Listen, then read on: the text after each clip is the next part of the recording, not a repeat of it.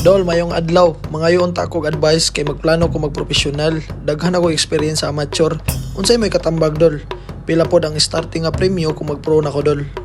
Well, mayong adlaw na pod mga ka-real talk, no? Mga ka-boxing talk. Lain na pod nga edisyon atong turyahan karon o i-advisean karon. So, natay message, no? Karon nangayo og advice ato regarding sa iyang status karon, no? Gusto siya mag-pro. Daghan na siya experience sa amateur o nangutana siya kung pila ang premyo. Possible niyang ma-premyo pagtungtong niya og professional. So hinaot ko nga matubag na ko imong mga pangutana karon dol o para pod malamdagan ang imong unahuna para sa imong plano nga mag-professional. So before ta mo start, no, mga ka-real talk, ato sa ki-shoutout ang atong pare idol Milan Melindo.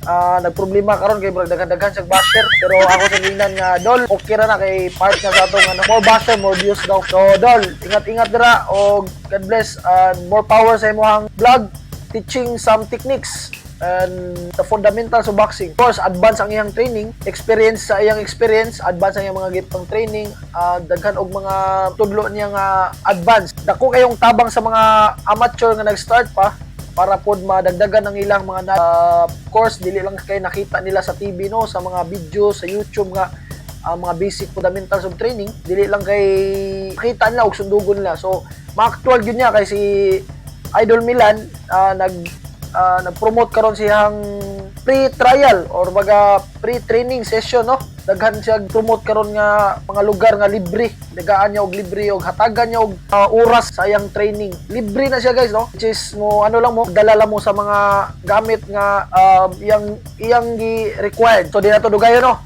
Ato nang tubago ng pangutana sa atong usa ka nag-message sa ato karon si boss. I don't know kung di na to pwede istorya yung pangalan. So Idol, mayong adlaw o another real talk na po, no? Dol, ikaw nagplano ka og mag-professional boxer, which is ay mo ang message gana kay experience sa amateur. Well, ang ako ikatambag nimo dol, no?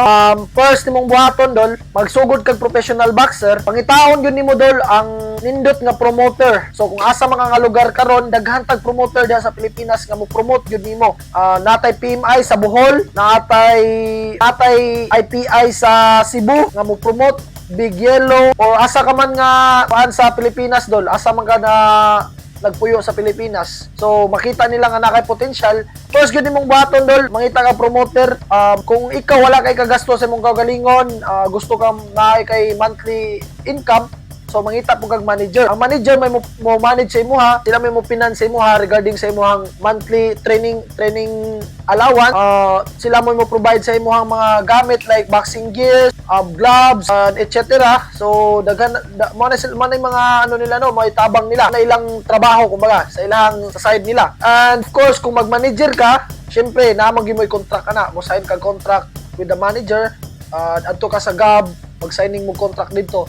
So mo na ko i-advise mo dol, kung gusto kang manager, which is manager, may mo manage sa imuhang career, sila mo pangita nimo dula, which is mo coordinate sila sa promoter. Kung wa kay nakitaan nga promoter, sila mo coordinate sa promoter nga hatagan kag dula. At the same time, ang manager mo premyo sa imong kontra. Kung magita ang manager napo na siya napo na ibahin ang manager ana, mukuha siya sa imong premyo. So mukuha siya og depende sa inyong ikasabutan, mukuha siya og 30%, 33%, depende pas majority sa mga manager mukuha ginag 30% sa ilahang bahin, no. So as a promoter, siya mo promote nimo, mo gina importante dol.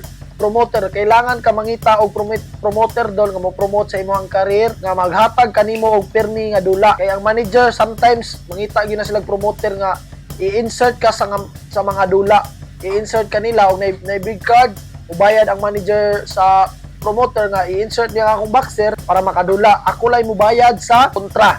So inana na siya dol ang kalakaran karon sa boxing. So ang manager ay ang promoter dol mukuha po na siya, depende sa sabot sa manager, no. So ang importante karon, much better kung nakay ka-finance imong kagalingon, much better promoter gyud na imong pangitaon.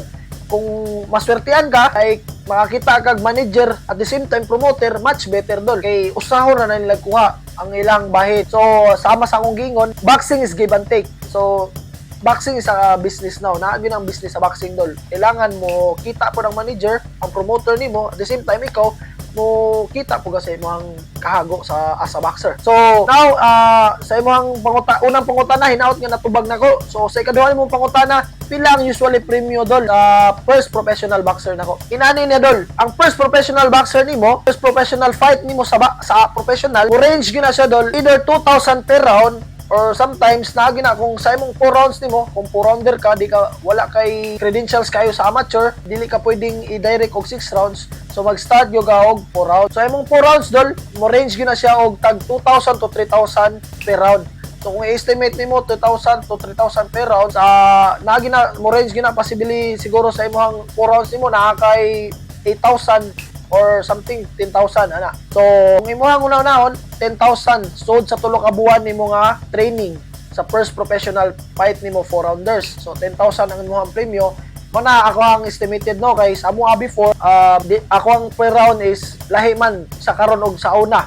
So sa under sa ala nako sa una is basta ko dako man akong per round kay nag-start man ko tungod sa akong credential sa amateur. So nag-start ko og 6 rounders. So lahi. Now, umuabot sa point nga mag-professional ka, i-estimate na lang nimo 10,000 ang imuhang possible nga kitaon sa first fight nimo. So plus pag gina, minus pag gina, deductionan pag gina sa imuhang 30% sa manager or 10% sa coach. Kung deductionan, depende sa manager kung bago pa man ka nag-professional, dili po na siya mo deduct. So it means paduwaon ka na sa first professional para pa-start lang mo makuha lang kag professional license. Sa imong 10,000 nga premium niya nimo, dili na niya deductionan. So ang possible nga ma-deduct nimo is ang 10% ra sa imong trainer.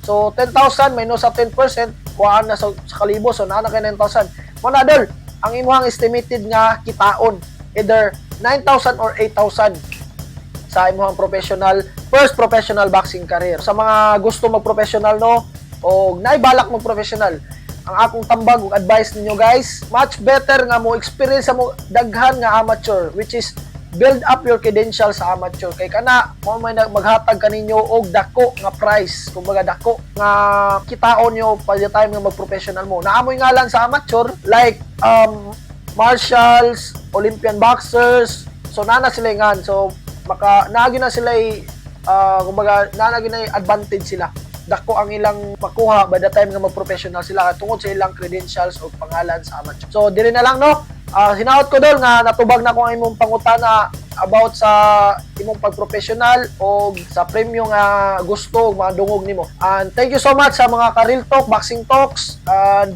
hinaot nga suportahan ninyo ako ang page no, sa daghan pang mga pangutana nga atong angay tubagon. Dili na lang, thank you so much and God bless you. This is your Real Talk, Boxing Talk with KJ Cataraha. God bless.